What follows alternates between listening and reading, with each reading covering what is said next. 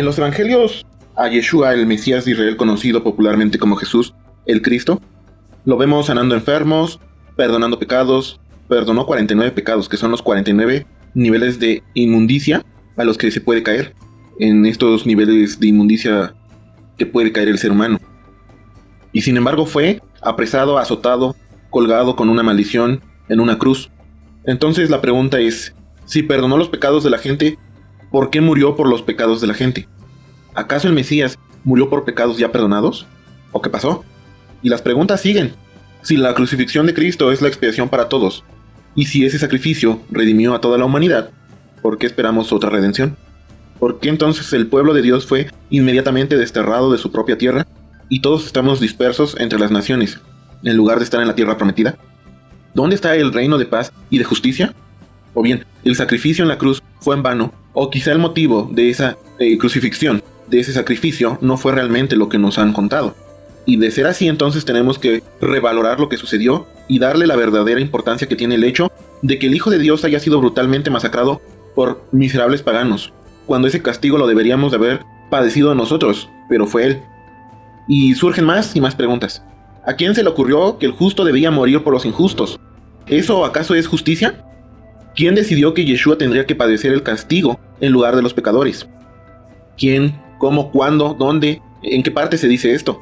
¿Y de qué ha de servir si a 2000 años de distancia los redimidos siguen dispersos y el mundo sigue en caos?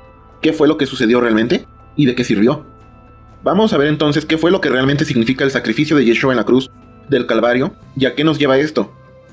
Para quien estudia la Biblia, sabe perfectamente que la herencia de los que han de ser salvos no es ir al cielo y caminar en las nubes, sino que el pacto de la salvación trata de heredar la tierra prometida a la descendencia de Abraham. Génesis 15, del 7 al 12. Y le dijo: Yo soy Adonai, que te saqué de Ur de los Caldeos para darte a heredad esta tierra. Y él respondió: Señor Adonai, ¿en qué conoceré que la he de heredad? Y le dijo: Tráeme una becerra de 3 años, y una cabra de 3 años, y un carnero de 3 años, una tórtola también, y un palomino. Y tomó él todo esto, y los partió por la mitad, y puso cada mitad una enfrente de la otra, mas no partió las aves. Y descendían aves de rapiña sobre los cuerpos muertos, y Abraham las ahuyentaba, mas a la caída del sol sobrecogió el sueño a Abraham, y he aquí que el temor de una grande obscuridad cayó sobre él. Abraham entendió perfectamente que el concretar el pacto con Dios, si su descendencia fallaba y quebrantaba este pacto, sus hijos serían sacrificados como los animales. Ahí, que serían inmolados, y le vino un gran miedo en medio de la oscuridad, que no le permitió pasar en medio de los animales, y Dios le hizo dormir. Y entonces sucede algo extraordinario. Génesis 15:17. Y sucedió que puesto el sol, y ya oscurecido, se veía un horno humeando y una antorcha de fuego que pasaba por entre los animales divididos. Abraham no pudo concretar el pacto por temor a lo que le sucedería a su descendencia si éstas quebraban el pacto. Pero vino alguien que sí concretó el pacto, rompiendo la oscuridad con una antorcha y pasando en medio de los animales. Y ese alguien que llevaba la antorcha era nada más y nada menos que el Mesías. Isaías 62:1. Por amor de Sión no callaré, y por amor de Jerusalén no descansaré hasta que salga como resplandor su justicia, y su salvación se encienda como una antorcha. Yeshua mismo fue en quien cerró el pacto de la salvación, pero el pueblo quebrantó ese pacto. Jeremías 34:18. Y entregaré a los hombres que traspasaron mi pacto, que no han llevado a efecto las palabras del pacto que celebraron en mi presencia, dividiendo en 2 partes el becerro y pasando por medio de ellas. Entonces, como el pueblo traspasó el pacto, el castigo debería ser y debía venir sobre aquel que concretó el pacto con Dios, y aquel que concretó ese pacto con antorcha en mano fue Yeshua. Así que, aunque él no cometió pecado y él no traspasó el pacto, él fue quien lo concretó con Dios. Fue un pacto entre padre e hijo, Yeshua con Dios. Y el beneficio es para la descendencia de Abraham y de todo aquel que venga a ser parte de esta descendencia. Por eso, el Galatazo dice, Gálatas 3:29, y si vosotros sois de Cristo, ciertamente el linaje de Abraham sois, y herederos según la promesa. ¿Qué promesa?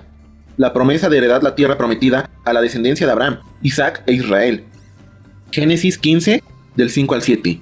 Y lo llevó fuera y le dijo: mira ahora los cielos y cuenta las estrellas, si la puedes contar. Y le dijo: así será tu descendencia. Y creyó a Adonai y le fue contado por justicia. Y le dijo: yo soy Adonai, que te saqué de Ur de los Caldeos para darte a heredad esta tierra. Entonces Yeshua, al ser sacrificado de la manera como lo fue, estaba pagando el precio de la salvación por la descendencia de Abraham. Juan 11:50. Conviene que un hombre muera por el pueblo y no que toda la nación perezca. Ahora, ¿por qué justamente Yeshua muere antes de entrar el día de reposo anual de Pesaj? Marcos 15:42. Cuando llegó la noche, porque era la preparación, es decir, la víspera del día de reposo, porque justamente fue en esa misma fecha y en ese mismo día y a esa misma hora en que se concretó el pacto, Génesis 15:17. Y sucedió que puesto el sol y ya oscurecido se veía un horno humeando y una antorcha de fuego que pasaba por entre los animales divididos. Entonces el sacrificio de Yeshua fue acordado y establecido en Génesis 15 como consecuencia del pacto de la salvación y la herencia de la tierra prometida. Pero además está escrito de manera encriptada ahí mismo en Génesis 15:10. En español dice, y puso cada mitad una enfrente de la otra. En hebreo dice, Vayiten ish betero likrat rejo. Literalmente dice, y él dará hombre que él partió, que será llamado nuestro pastor. Por eso el sacrificio de Yeshua es la renovación del pacto de la salvación y lo hace justo antes de Pesaj para que la gente que participa de la ceremonia de Pesaj entre en este pacto renovado. Y ya con el pacto renovado, nosotros tenemos la grandiosa y maravillosa oportunidad de entrar en él. Un pacto quebrado, violentado, profanado por los mismos beneficiados, tiene que venir el que selló ese pacto con Dios, pagar el precio establecido en ese pacto y renovarlo. Nadie podía hacer más que él, que lo concretó. Y la única manera de hacerlo era sufriendo las consecuencias establecidas, la inmolación que Yeshua, el Mesías, tuvo dispuesto a padecer con tal de que el pacto recuperara su vigencia y nosotros pudiéramos participar de ese pacto. Ahora, si el pacto ya está renovado, tenemos redención, pero esta llegará cuando el Mesías venga. Por eso él dice, el Redentor de la descendencia de Abraham, el Moshiach Haolam y el Salvador del mundo. Realmente celebramos un acontecimiento muy importante, pero lo hacemos solo como una tradición de manera automatizada, de una forma mecánica, sin importarnos el origen de las cosas, sin cuestionar y sin saber siquiera distinguir la realidad de la verdad. Nos han hecho creer que con el sacrificio de Yeshua ya tenemos derecho al cielo, gracias a que un hombre se desangró por nuestra culpa. Pero la verdad es que tenemos esa gran oportunidad, el más alto honor, el más grande de todos los privilegios de poder estar en pacto con Dios y guardarlo y cumplirlo y vivir agradando a Dios, para entonces así recibir la recompensa de esto en su tiempo. En verdad, conmemoramos dignamente el sacrificio de Yeshua y honramos este sacrificio cuando ni siquiera sabemos cómo fue y por qué fue y solo nos dejamos llevar por lo que nos dicen.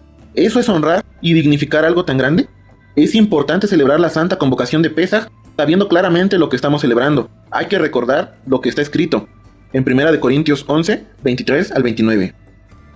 Porque yo recibí del Señor lo que también os he enseñado, que el Señor Jesús, la noche que fue entregado, tomó pan, y habiendo dado gracias, lo partió y dijo, tomad, comed, esto es mi cuerpo, que por vosotros es partido, haced esto en memoria de mí. Asimismo también tomó la copa después de haber cenado, diciendo, esta copa es el nuevo pacto en mi sangre, haced esto todas las veces que la bebieres en memoria de mí. Así pues, todas las veces que comieres este pan y bebieres esta copa, la muerte del Señor anuncias hasta que Él venga. De manera que cualquiera que comiere este pan o bebiera esta copa del Señor, indignamente será culpado del cuerpo y de la sangre del Señor. Por tanto, pruébese cada uno a sí mismo y coma así del pan y beba de la copa, porque el que come y bebe indignamente sin discernir el cuerpo del Señor, juicio come y bebe para sí.